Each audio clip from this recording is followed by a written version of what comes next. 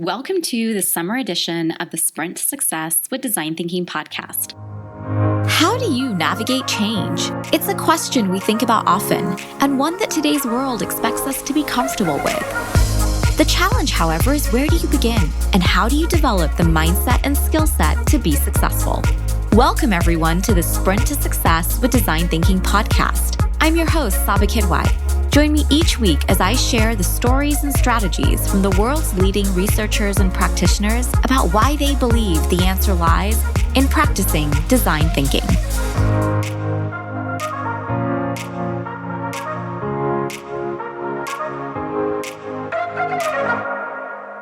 There's this really great TED Talk with Regina Dugan that I like, where she asks the question, what would you do if you knew you could not fail? And I show it to my students all the time, and it's a really great, thought-provoking question. Essentially, what she's saying is that the fear of failure holds us back from, making great strides or advancements, at the very least, just living up to our own potential. Do you agree with that?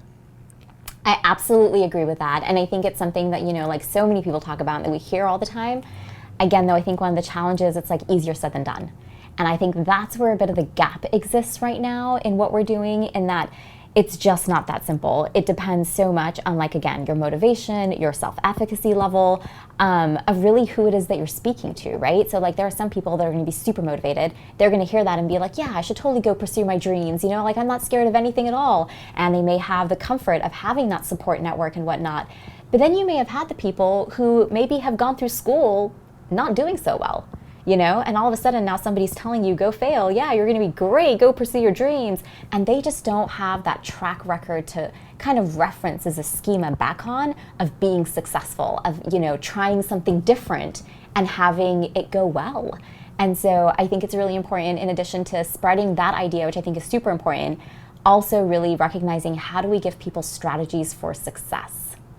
Yeah, that's a really great one. In fact, I was going to ask you that. I think we need to be realistic about this idea of failure. I read an article that essentially said that it's easy for us to say, don't be afraid to fail. But that comes from people who can afford to fail. What if your only means of income depended on nailing it every time? Or if you're in a high stakes testing situation with a demographic of challenging students, or the stock market is scrutinizing your sales for the quarter and you don't have a job if you fail. So how do we manage that? Absolutely. And I think this is sort of that dichotomy, right? That we're kind of live in between, where it's people want to do what they're told and just kind of keep things traditional. But one of the quotes that I always go back to, and this is kind of how do we build these cultures that really, nurture this, is Tony Wagner's. People don't care about what you know, they care about what you can do with what you know. And if you live in a world that is constantly changing, and that world expects that you are constantly trying new things and applying your knowledge in different ways, in different industries, with different people, you have to be able to learn those strategies. And I think it really comes down to doing small things. I was at a workshop the other day, an EdTech teacher workshop, and Justin Reich was talking to this group of administrators, and he told them, we all have these 5-year plans, these things that we're going to do. But he's like, what are you going to do on day 3? What's that one step that you're going to take? And I think that's why the design thinking process is so powerful, right?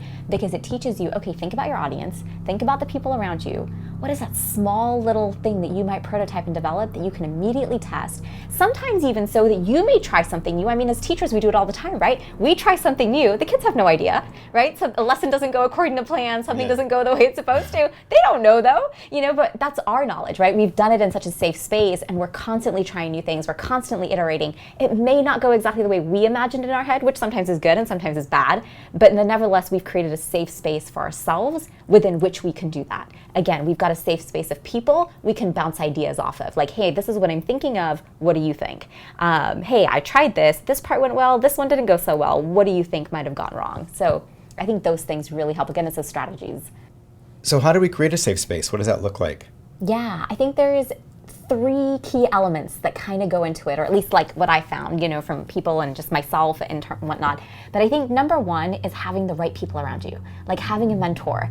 Today, anyone can be your mentor. With podcasts and with all these different things that we have available to us, you can go online and you can listen to somebody every single day, give you advice, teach you something new. And I think also you want to have that human mentor, that human collaboration as well. And I think having somebody that you can go to, hey, this is what I'm thinking, help me flesh out this idea.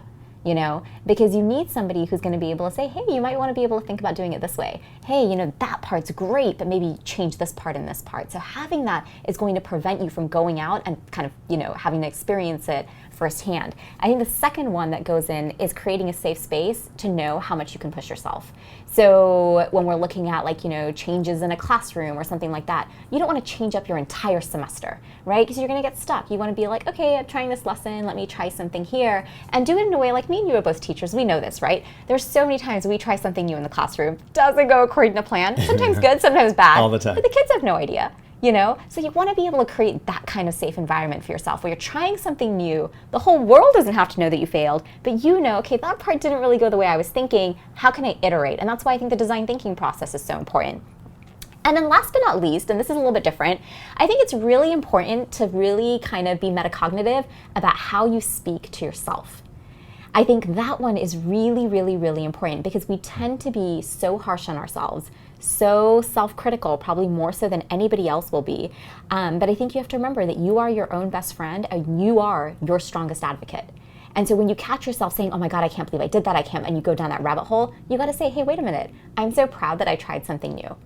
And it might not be something that you hear from anyone around you, especially if something didn't go well in a public setting. But I think you have to be able to recognize that, wow, you pushed yourself outside of your comfort zone, and that's something to be proud of. And you have to be able to speak to yourself in that way and remember that for the next time you try something new.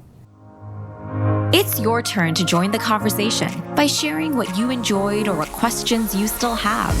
In a world where time and attention are so valuable, thank you for choosing to listen and for being a part of our Sprint to Success with Design Thinking community.